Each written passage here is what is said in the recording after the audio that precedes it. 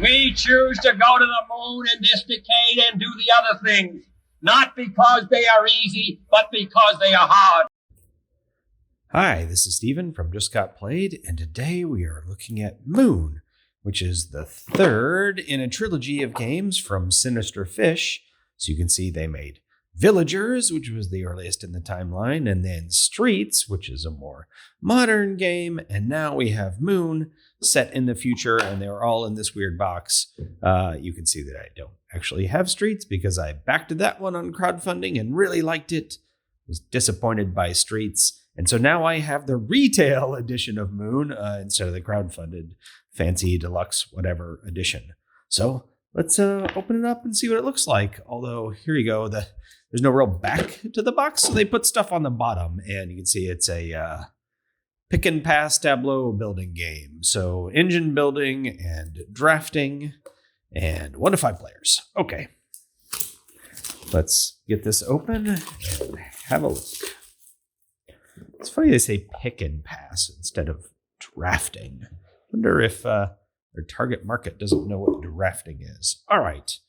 What all do we have in here? All right, we've got the manual, which is this odd shape because, it needs to fit in the box, but it doesn't ever really bother me. There's a lot of stuff in here, right? So there's the components, the introduction. You got the setup. There's a 3-player setup diagram. Talks about the rules. There's the 3 different areas you play over. You got a production and construction phase, optional stuff that you can do. And then you pass the hands. It's interesting from the perspective of a drafting game in that it's not simultaneous play because, well, there are dependencies on what the other players are doing. All right, so you've got these structure cards, explanation of them, etc. You got your expedition cards, etc. Scoring phases. All right, so you score 3 different times during the game, and then there's the end of game scoring as well. There is a solo mode in here. And there's, I guess all of that is about that. Hard mode, that's interesting. All right, commonly used terms, that's neat. Some clarifications, those are always helpful. Advertisement for the aforementioned Streets. And there's an overview here on the back, which is nice, although I think there's a player aid for each player. All right, let's see what else is in here. So these are the rovers. You use a rover to activate a card in somebody else's area. So again, they make a fancy screen printed version of this, but I just have the retail version, and that's what the retail rovers look like. There are some other pieces in here somewhere. I don't know. We'll find those in a minute. Oh, okay. Here we go. There's some hearts. All right. Hearts are like points in the game. It shows the how much people on Earth like your moon base, I guess. Okay, so let's just punch one of these out. And it's a little thin, but perfectly serviceable. Didn't have the best cut on these, though. Still all right. I mean, there's a little bit of a hanger there. All right, I always like it when they do a little bit better than that. All right, there's 4 different resources in the game. Whatever they are, like metal and power and water and food, maybe. All right, but there are 4 different resources you use in the game. And again, the retail version, so you just get these little cardboard pieces. Here is, this tells you about scoring, right? So these different flags that you'll get on the cards, you'll score points based on who has the most of those flags. And here is X. X stands for excitement. Elon Musk would be proud. Anyway, you stack some stuff here, and that X value decreases over the game. So different cards will reference that. Some bags for all the resources, I assume. That's nice. These are probably the dividers. These games, I always make these Sinister Fish games. I always get dividers that go in the box so you can properly divide your stuff up, and describes what all is in there. A solo mode, all right, etc. Yep. So that's nice of them to include those, and they're nice and thick too. And so then, the game is mostly just cards. So can I get these open is always the question. There's a thing that lets me open it. All right. I actually don't have my knife on me today for some reason. All right. So everybody has a base, and your base does some stuff for you. So this is a rover symbol. So this shows that somebody else can put a rover here to get whatever it is. So in this case, you already produced this flag, and somebody else can put a rover there to use that flag because they might need it to build something, to build a structure card. But then you get the rover that they put there. So that's nice. This one would give them a food. This is a food production. So this happens every turn. And then you'll stack your blue cards this way and your yellow cards this way. So everybody has a base, and then they are double-sided, but maybe the same. I don't know. But this one has a different flag. So it's nice that these different bases have different flags. Sort of. It is technically an asymmetrical start, not much of one. All right. One player is the first player. So there's the first expedition. Special rule. Nice. Okay. This is, all right. The expedition cards, they're divided into different eras. So they come out in different eras. So here's the Era 3 expedition cards. All right. So I'm just going to go through those real quick. They all just have text on there that describe what they do. Actually, I think all the cards have text that describe what they do. But then there's also iconography on like the structure cards for once you've learned what all the iconography does. It's always nice to have that extra text in there, for when you're first learning or, teaching the game or whatever. So there's all the Era. Those are Era 2. Here are the Era 1 cards. Again, you can just pause it if you want to read what any of these are. Okay. And then, hey, a first expedition card. Didn't we already see one of those? All right. All right. So these are the structure cards, which I think are probably the more interesting part of the game. And so they come out in different cards, come out in different eras. So these are all threes. These are all threes. Okay. Oh, nice. So this one, when you build it, you would get 3 water, and then every production phase, you would get 3 water. If you were to trash this card, you could trash it to get 2 water. There's an ocean deep below, so that's just flavor text. Geyser produces 3 water. There you go. You have to have this flag in order to build it. Otherwise, it doesn't have any other cost, I think. Don't know what that one is for up there. All right, the orb reactor. I'm trying to look for a moon fungi, something with a cost. Okay, this one has a cost, right? You actually have to pay a water to build it, and you have to have this flag to do it. So that's the space sling. Gives you 3 of those flags.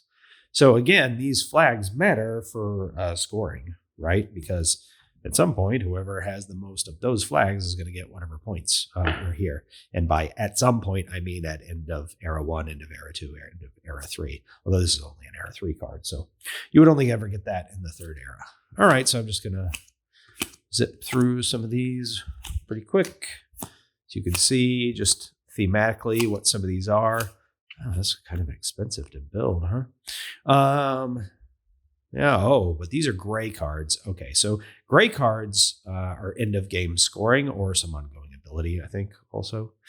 So this one says, 1 heart, which is points, for every yellow card you have. Yellow cards are the yellow structure cards. Okay, that's cool. Let's see. So those are all end of game. Gray cards. Okay, here's a pink card. Right, a pink card you can flip one time. I think one time per era, and it does something for you. Yeah, flip back, flip straight. Oh, this one actually lets you flip another card back so that you can use it again. Okay, that's cool. End of game, end of game, end of game. Flip to get 2 hearts take 2 hearts per flipped structure. Oh, that's cool, including this one. All right, so you can just score off your flipped things. All right, so you can see what these pink flip cards are. And again, end of game, end of game, end of game. All right, let's look at another one of these stacks. There are also red cards, I think they are. And red cards are just, you just have to read what they say on them because they're special. Okay, so there are these reputation cards. Right, so here's the gold reputation cards. So these will be out and you'll want to claim these. Usually there's pretty good demand for them. So when claimed, search the current era deck and build a structure card from it. Nice. But in order to claim it, you have to have 3 or more of every resource. Right, so there's a bunch of different ones of these, and they just do stuff for you. And then I guess they're also worth these points at the end of the game. All right, so there's the gold ones. Let's have a look at some silver ones. And then there's also bronze. All right, so here are the silver ones. All right. Have 6 or more rovers in your settlement and supply. Nice. So 3 points, and when claimed, you can give the other players any of the rovers in your settlement and supply. Score hearts for each rover given away. All right, that's kind of cool. All right, so there's a bunch of different silver reputation cards. All right, and then let's have a look at the bronze reputation cards. All right, so there's the bronze side. All right, stocked. Have 5 or more of one type of resource. All right. Ongoing ability. Take X hearts whenever you flip a structure card. So that's an ongoing ability. And remember, X depends on what round you're in, essentially. I think it's 3 in the first era, 2, and then 1, I think is how it goes. And then there's also where the point at the end of the game. All right, so there's a bunch of these. So pretty cool. All right. Let's see these Era 2 structure cards. Where do you look at these? I don't know. Flip. All right. End of game. End of game. And some flip. Oh, here's one of those red cards. Obelisk. On a future turn, you may build an extra structure card, then place the obelisk in your current hand. Okay, yeah, because you're drafting, right? So this lets you take an extra card out of the draft and then stick this in there and pass it around. All right, that's cool. There's something in Sushi Go like that, actually. All right. All right, so more of those cards. All right, what else we got here? We've got solo mode only. All right, well, I'm not going to cover that, but I think that's a helper card, player aid for solo mode. This is the player aid for the 5 players. All right, so it's got the turn sequence and the era summary, production, construction, scoring. All right, cool. Player 1 structure card for you. Okay, cool. Oh, it's a big stack of solo stuff. All right, so I don't really play solo, so I don't know what all these different cards, why you have to have different cards in solo, but whatever. There's a bunch of different solo cards. Not really gonna go through all those. Sorry for all of those of you who are interested in this as solo. I don't really know how it plays because I'm not gonna play it. Not gonna play it solo anyway. All right, let's see if I can get this open.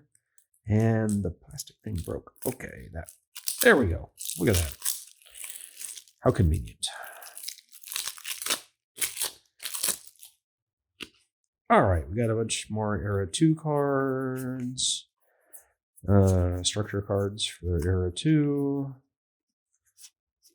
All right, let's just go through those real quick. Cool. Nice, Cory.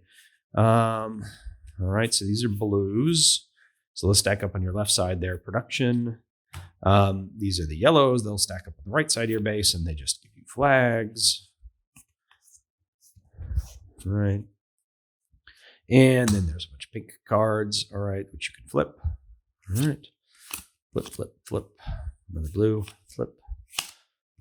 All right, so that's what's in Era 2. And then are all the rest of these Era 1 structure cards? Looks like they are. So let's have a look at these. All right.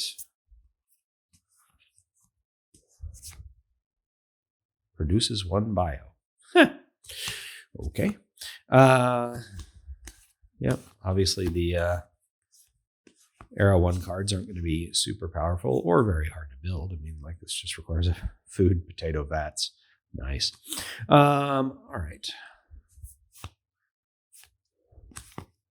Got some flip cards. Some more blue. Flip. All right. Another blue. Here's some more ongoing. All right. So this is an ongoing one instead of end of game. So this one, it gets you put a heart on this structure so that the number of hearts on here match the number of that type of flag that you have. Those are food flags, apparently. There you go. All right, so there's another ongoing one with the... So what is that? Bioproduction. Okay. Flip, ongoing, flip. Ooh, and another obelisk. All right. Well, it seems like that is everything. A lot of stuff in here, but again, it's mostly cards, which is how these Sinister Fish Games with this box are. They're mostly cards. Anyway, I really like Villagers, don't like Streets so much. I've heard several people say Moon is their favorite from this series, so I'm excited to get this to the table. And once I do, I'll be able to answer some more questions about it. But if you have any questions about it, we have a Discord channel. There's a link down below. You can come over there and visit us on Discord, talk about this or any other game you want. Or you can leave a question down in the YouTube comments below, or just leave a comment, whatever. Like, share, subscribe, all those things. Plenty of other videos on our channel, hundreds of videos on our channel. If you want to check any of those out, we'd appreciate that. That does help us out. But until the next time, thanks for joining me.